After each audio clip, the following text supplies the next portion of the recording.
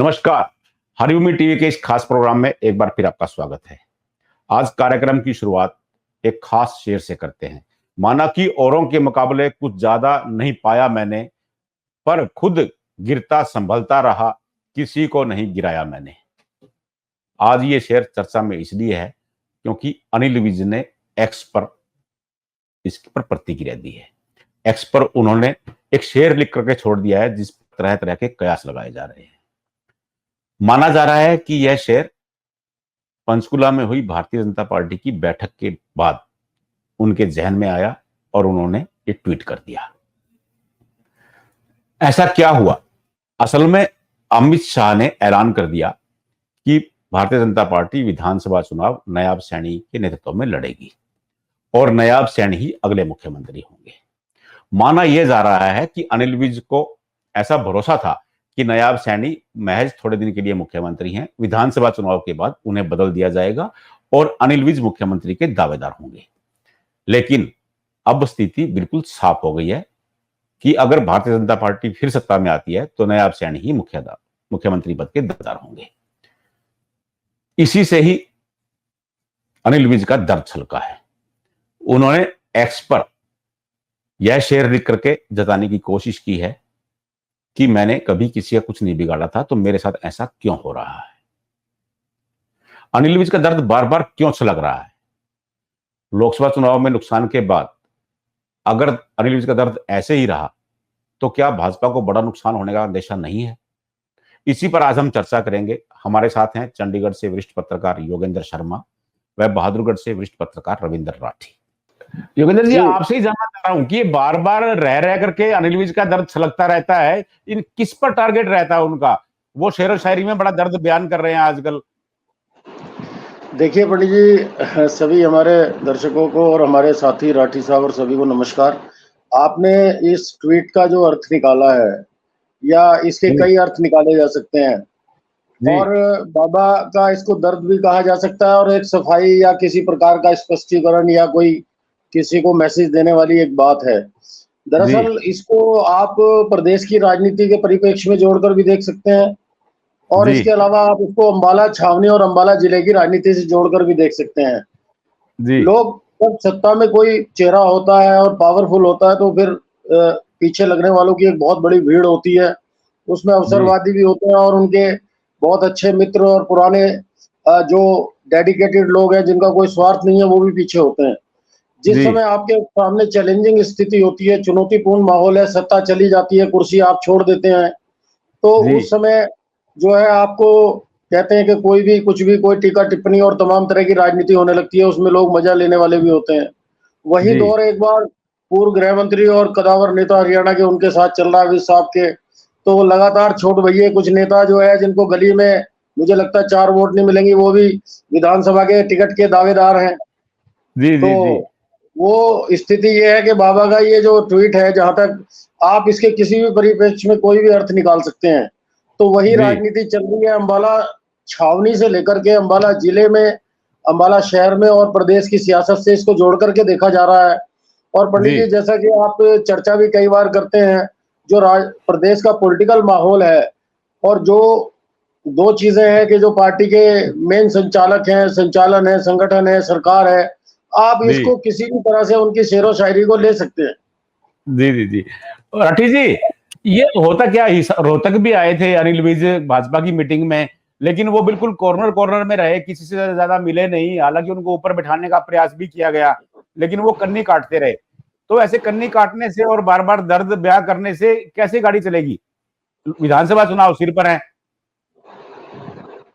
इसमें कोई दो राय नहीं है कि जब मंत्रिमंडल का पुनर्गठन हुआ तभी से अनिल विज नाराज हैं। पार्टी नेतृत्व ने उन पर विश्वास व्यक्त नहीं किया। वो ये मानते थे कि उन्हें बहुत पहले मुख्यमंत्री बना दिया जाता, लेकिन उस समय पार्टी नेतृत्व ने मनोहर लाल को अपनी पसंद बनाया। अब मनोहर लाल की अपेक्षा उनका विधायकी का जो सफर था अनिल विज का, वो बहुत लंबा रहा। जिस तरीके से रामविलास शर्मा आजकल भाजपा, हरियाणा भाजपा में विषम पितामह का रूप ले चुके हैं, कभी उनके गवर्नर बनाने की चर्चा है, कभी कुछ है।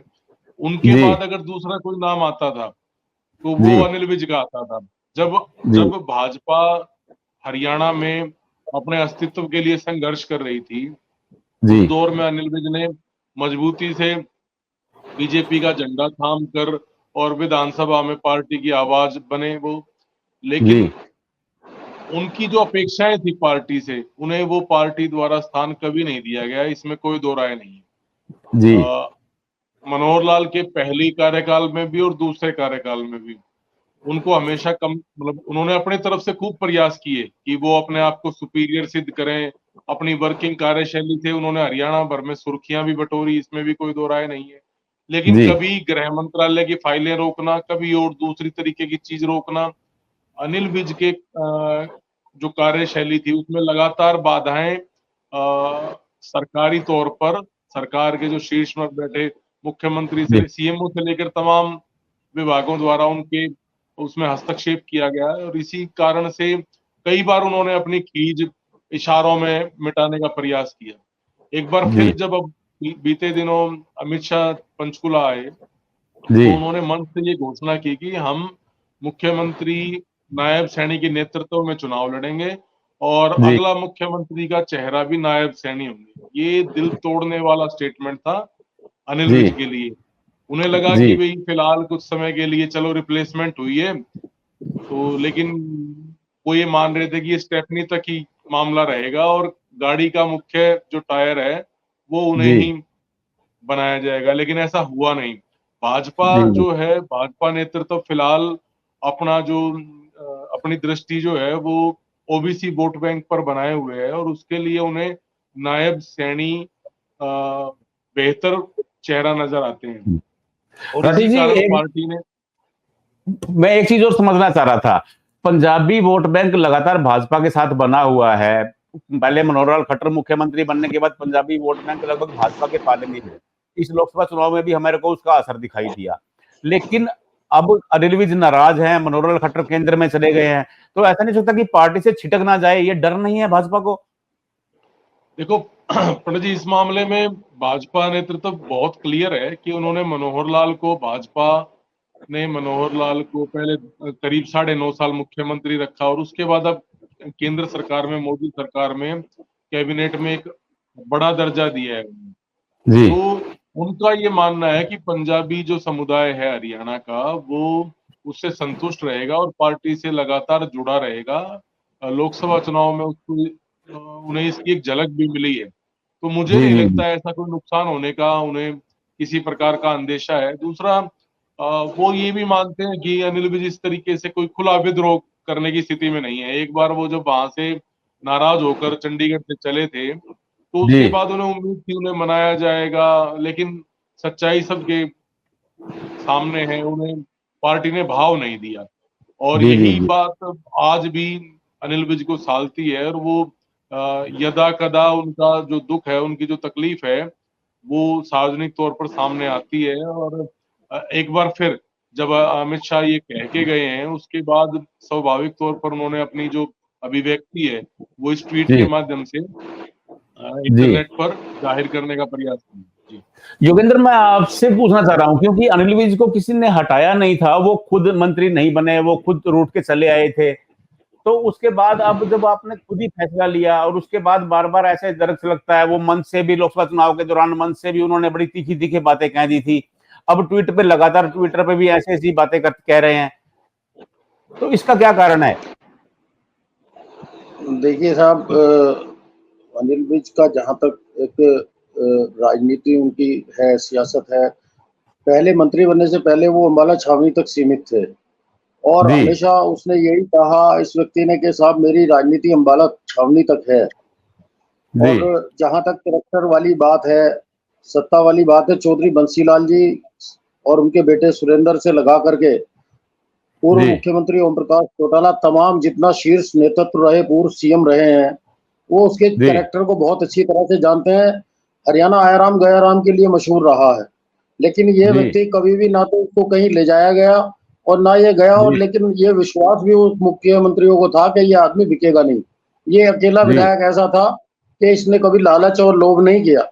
अभी भी जो जी जहां तक आप पंडित जी कह रहे थे, जो सत्ता छोड़ने वाली बात थी, कुछ इंटरनल जी इश्यूज होंगे, उनकी एक पीड़ा है। इंटरनल इश्यूज जो है वो सबके सामने, तो जब आप शपथ लेते हैं तो सबके सामने वो शेयर नहीं की जाती। पार्टी में जी तमाम अनिल विज जैसे लीडर हैं जिनको कोई ना कोई दुख और पीड़ा होगी, और एक टीम होती है अंदर खाने, क्या किन लोगों से खिंचाव तनाव चल रहा था और क्या जी हालात है अंदर के हालात, तो वही जानते हैं। लेकिन क्या जी है कि जी जब आप किसी पावर में होते हैं तो सैल्यूट करने वालों की संख्या बहुत ज्यादा होती है, आप जानते हैं। अवसरवादियों की जी जमात बहुत लंबी होती है। और जी बाद में जब आप एक पीड़ादायक या चुनौतीपूर्ण, हालांकि मुझे नहीं लगता कि उस व्यक्ति को कोई पीड़ा है, जिस हिसाब से उनकी मूवमेंट है अमित शाह जी जी वाले प्रोग्राम में, जो ये अभी पार्टी की विस्तार कार्यकारिणी हुई थी, मैं वहां मौजूद था, वहां पे भी जी वो पहुंचे थे। लेकिन एक प्रोटोकॉल है, जैसे रविंद्र भाई कह रहे थे, और एक प्रोटोकॉल है जैसे आप जिक्र कर रहे थे, तो उसमें इस प्रोटोकॉल में पूर्व प्रदेश के जो अध्यक्ष है, मान लीजिए, उनको पार्टी को बैठाना है। भारतीय जनता पार्टी जी कांग्रेस नहीं है। मैंने देखा है जी कि यहाँ कल का कोई लीडर, कल की कोई नेत्री आके फोटो खिंचवाने के लिए राहुल गांधी के कंधे पे हाथ रख सकती है और वहां जी अपॉर्चुनिस्टों की भरमार है। लेकिन यहाँ एक प्रोटोकॉल है, कौन आदमी किस जगह पे बैठेगा ये पहले से सुनिश्चित है।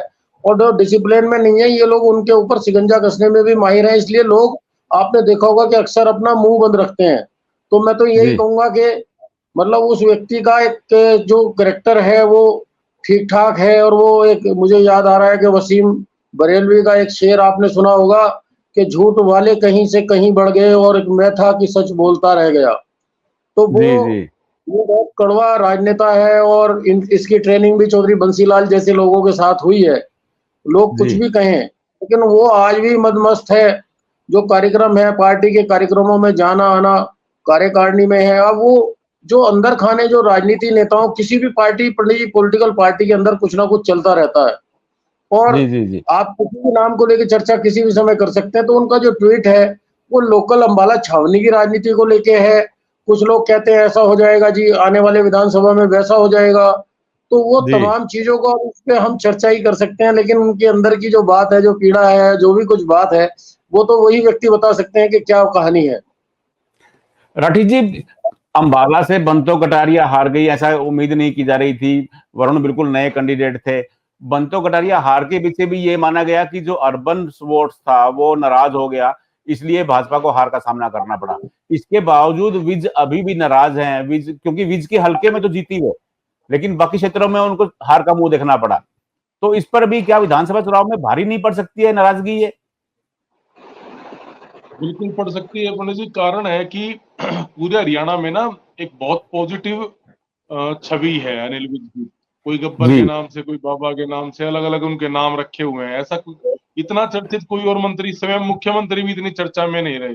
मुख्यमंत्री जी को लेकर हरियाणा भर में एक नेगेटिव फ्रेम रहा, लेकिन जी अनिल विज को लेकर लोगों में एक, जब वो गृह मंत्री थे, स्वास्थ्य मंत्री थे, एक उम्मीद थी कि उनके पास जाएंगे तो काम होगा, जी है ना। उन पर किसी भी तरह के भ्रष्टाचार के या कोई और हिला हवाली करने के, जो आमतौर पर कोताही नेताओं द्वारा बरती जाती है, ऐसी उनकी जी छवि नहीं रही। तो जी लोग जी ये मानते थे, लोगों में ये अपेक्षा थी उनके प्रति कि वहां जाएंगे और काम हो जाएगा। और अनिल जी विज भी अपने आप को ये मानते थे कि लगातार इतने बार विधायक बने हैं, पार्टी उनको यथोचित सम्मान, कोई भी है, आप हो, मैं हूं, योगेंद्र जी, हर व्यक्ति ना संस्थान के लिए, किसी भी संस्था के लिए, किसी पार्टी के लिए कुछ करता है तो उसे ये एक बट नेचुरल है, एक अपेक्षा रहती है कि मुझे इतना सम्मान मिलेगा। अब आप कह जी रहे हैं कि मंच पर वो बुलाने के बाद भी, मंच पर प्रोटोकॉल वाइज नेम प्लेट लगी हुई थी नेताओं की। जी जब अनिल विज को अपना नाम ही नजर नहीं आया तो किस मुंह से वो चढ़े? वो तो फजीहत करवाने वाली बात हो जाती है अगर ऊपर जगह नहीं मिलती तो। बहुत जी सारी जी चीजें नहीं, जी ऐसी उसमें हैं जो कई बार जिसके लिए पार्टी को थोड़े एफर्ट्स करने चाहिए। जी बड़े नेता हैं, बुजुर्ग नेता उसमें हैं, और उनको जो सम्मान रविंद्र मिलना जी, चाहिए वो नहीं मिलेगा तो पीड़ा कभी ट्वीट के माध्यम से, कभी बॉयकॉट के माध्यम से, अलग जी अलग जी चीजों से रविंद्र हमें जी, देखने को दस मिलती दस रहेगी। सेकंड 10 सेकंड हाँ के लिए योगेंद्र आपकी जी। बात रोकूंगा। आप जी जी देखेंगे कि जो कार्यक्रम था पंचकुला में विस्तार कार्यकारिणी का, उसमें नवीन जिंदल भी मंच पर गए थे। वहां जी पे जब व्यवस्था उन्होंने देखी, काफी देर वो घूमते रहे, और जब वो जी नीचे उतरे तो नीचे भी फर्स्ट रो में बैठने के लिए चेयर नहीं मिली। बाद में जी जब उनको बहुत ज्यादा परेशान देखा तो जी हरविंदर कल्याण और एक और एमएलए, दोनों लोग वो खड़े हो गए। उन्होंने कहा जिंदल साहब आप यहाँ बैठिए। तो कई लीडर्स के साथ ऐसा रहा कि अग्रिम जी रो में, मतलब जो है, जहां जिसकी जो व्यवस्था थी वहीं उनको बैठना पड़ा। यह बात तो सही है कि मंत्री पद जाने के बाद या मंत्री पद छोड़ने के बाद अनिल विज का दर्द रह रहकर छलकता रहता है, और यह दर्द भारतीय जनता पार्टी को नुकसान तो नहीं दे देगा या भारतीय जनता पार्टी के लिए नुकसानदेह तो नहीं हो जाएगा, यह देखने वाली बात होगी।